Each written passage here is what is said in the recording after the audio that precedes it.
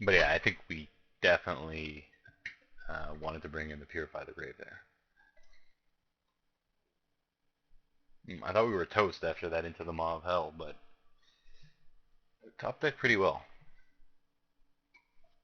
This seems quite good, actually.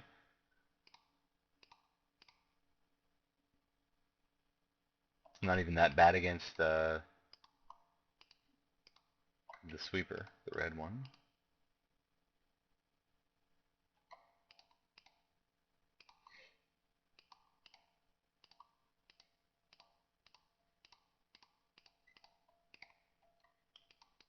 I'm not going to overdo it. I probably don't play both Cathars here.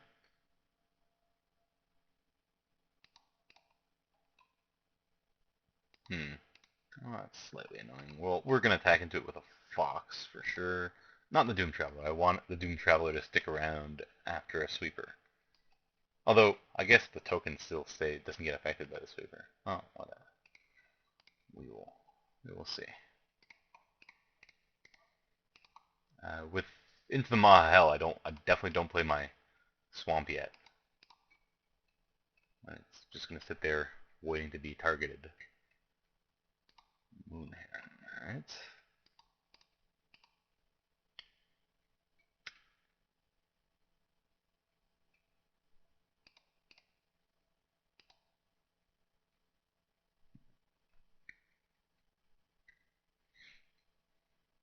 I'm a little unsure whether I want to play my second Cathar.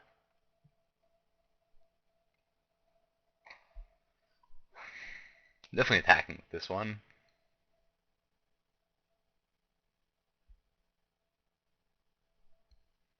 Because, like, let's see. I mean, it walks into the sweeper a little bit.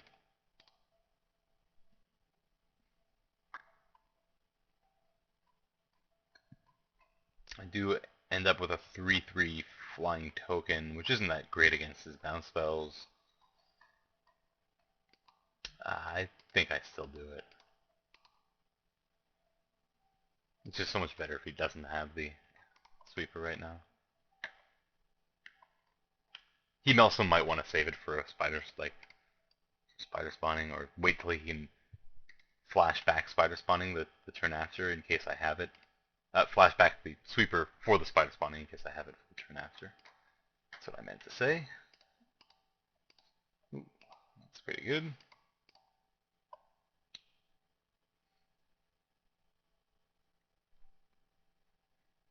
That was a little interesting. So I mean, that tells us he doesn't have the sweeper. I would assume.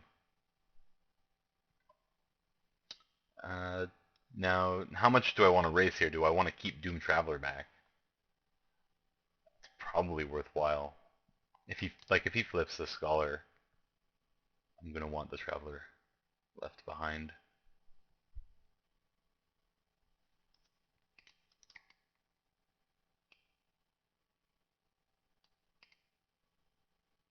I'm not gonna want to be compelled to. I'm not. Like, I definitely don't want to trade Warden for a Scholar here. At least force him to use the bounce spell.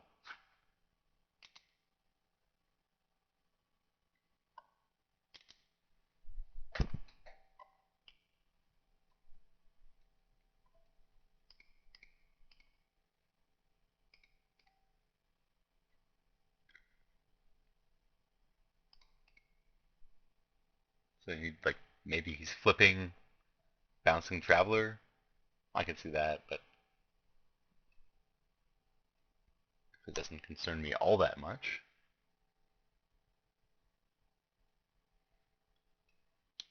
At that point, it's whether or not I want to. Oh, no, no, grasp? Nope, not even. Oh, interesting. It's interesting that he'd want to flip.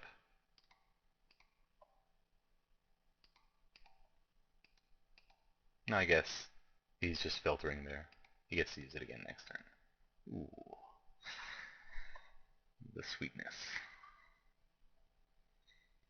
Um, yep. Onto a Cathar, I believe that goes. So, I mean, he could block with a crab. I gain 5 though, and I'm just going to go ahead and attack with the other one. Do I attack with the Warden? Maybe not. I'd like to add a counter to the Warden. No,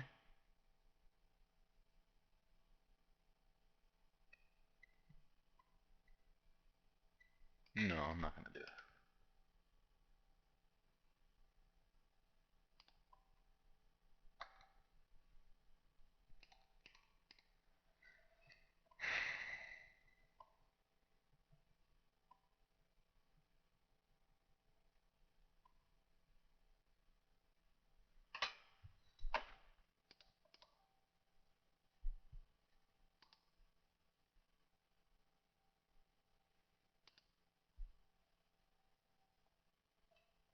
He might be desperately searching for those lands. I don't know.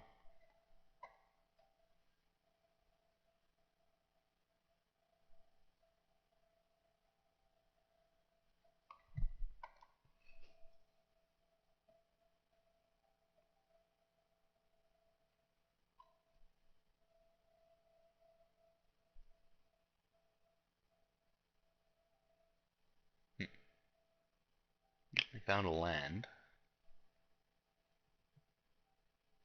Just seemed to give him a play though. Ooh. Well, let's see if we can draw out uh, a Brimstone Volley first or something. Like maybe he trades and then in response to the counter going on the Warden uses a Brimstone Volley? No.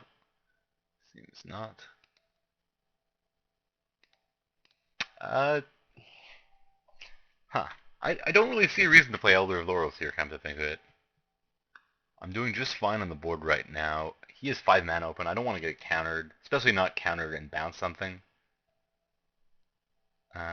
He's working his way up to what's it called? Into the Maw of Hell. I'd like to have him after that.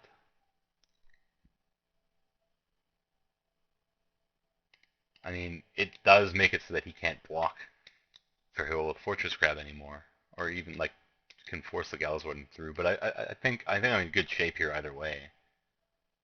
Got a very good board position. I'd rather have him at least at minimum tap out first, and I think that's what's going to happen right now. He's going to into the Maw of Hell something and get my forest. Oh, Murder of Crows. Let's see. That's not bad. If I could draw a land here, that'd be sweet. No land, but Midnight Hunting's not the worst. Let's attack first.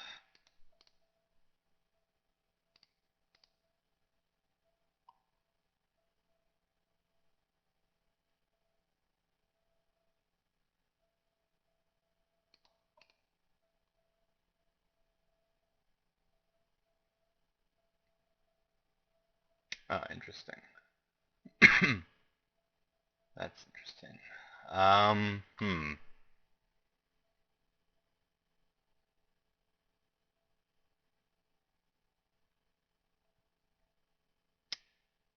So I feel like he's gonna bounce something on his next turn.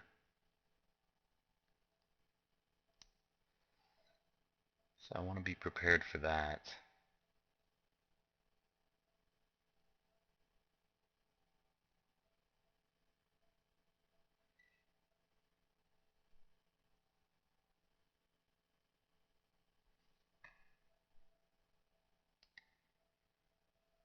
I think I can just, either way I can just let it trigger first.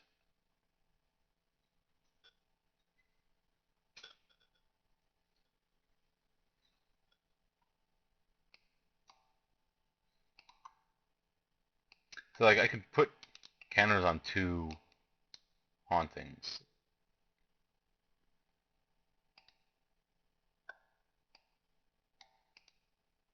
Oh, it's too late now. Okay, so we'll go like this then.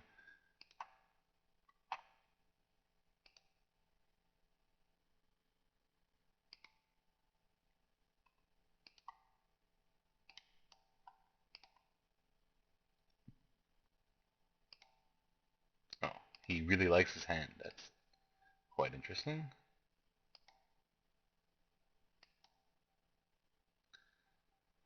Huh.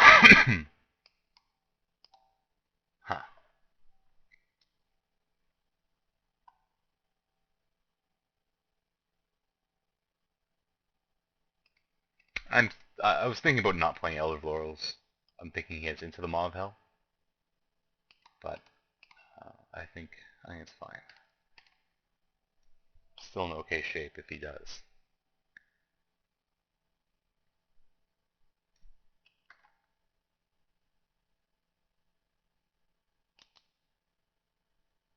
But he absolutely has to Into the Maw this immediately. Oh no, apparently not. Maybe he's gonna bounce it. He's gonna loot first, although he didn't want to loot last turn. 3 free loots.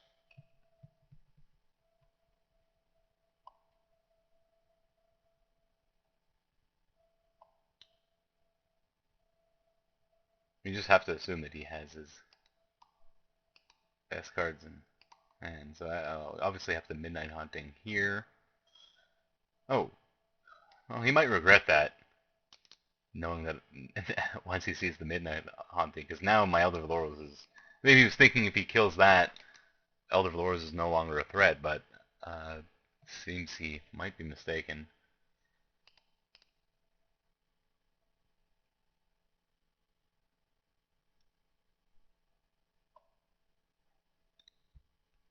So now what does he do?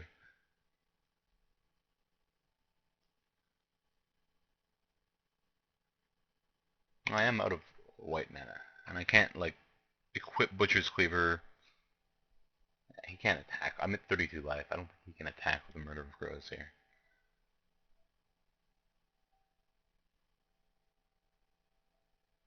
I mean, he can. I wouldn't necessarily advise it. Actually, Mulch is quite good. Interesting.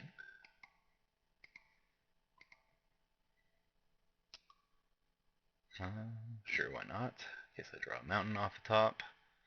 And so the question is, do I Butcher's Cleaver? I don't need a Butcher's Cleaver. I could Butcher's Cleaver up the Doomed Traveler.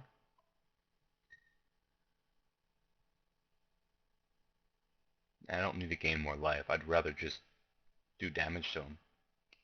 And we know we're going to be at 7 mana next turn. So I can Butcher's Cleaver and Elder next turn. I'm going to play relatively quickly. I'm running out of time here. I think I'm in very good shape this game. So we'll do that damage. And you need something good off the top here.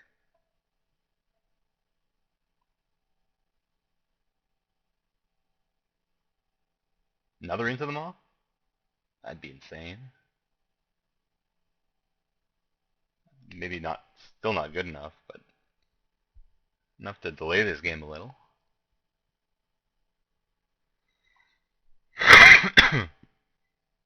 Becomes interesting what land he takes. Yeah, you got to take the Kessig Wolf Run.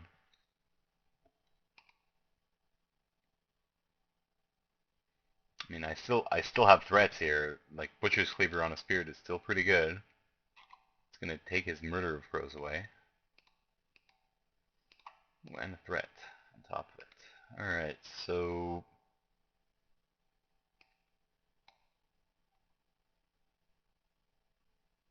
is there a reason not to attack? No. There's no reason to attack the Traveler though. So we'll attack like this. To get the free damage off the other spirit. He's got to trade with this one.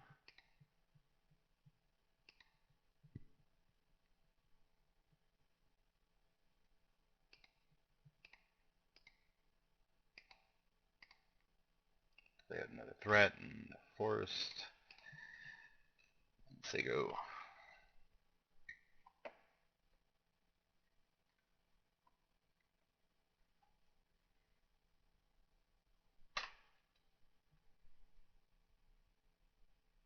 I guess Purify the Grave wasn't so good this game. It still belongs in the deck, I think. well, in this matchup at least.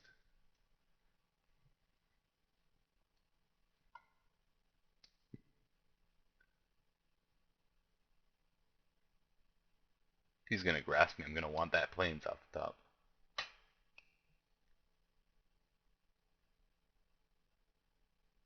But I guess I won't get a plains off the top if he grasps me. Right, claustrophobia. Yeah, this guy was a big threat, actually. But he still needs to show me something to block this thing. Brimstone volley, I suppose. Ooh,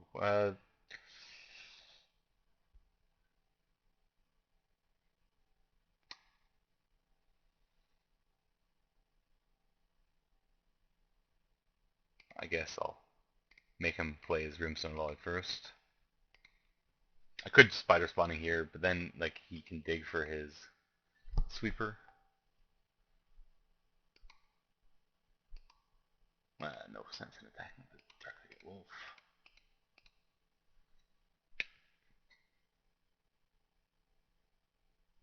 We may not. Well, we might as well dig for that Brimstone volley. No. Okay, no, he has it.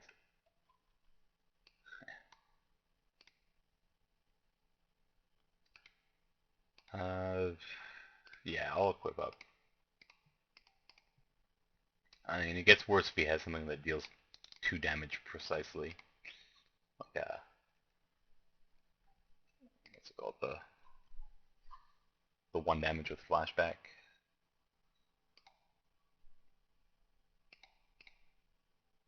I really want to plains here. That way I can protect my spider spawning from the sweeper.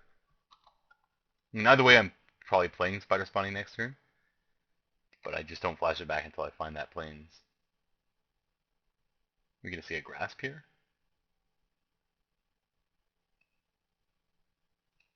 He hasn't found a grasp yet. Alright, well, he has to block.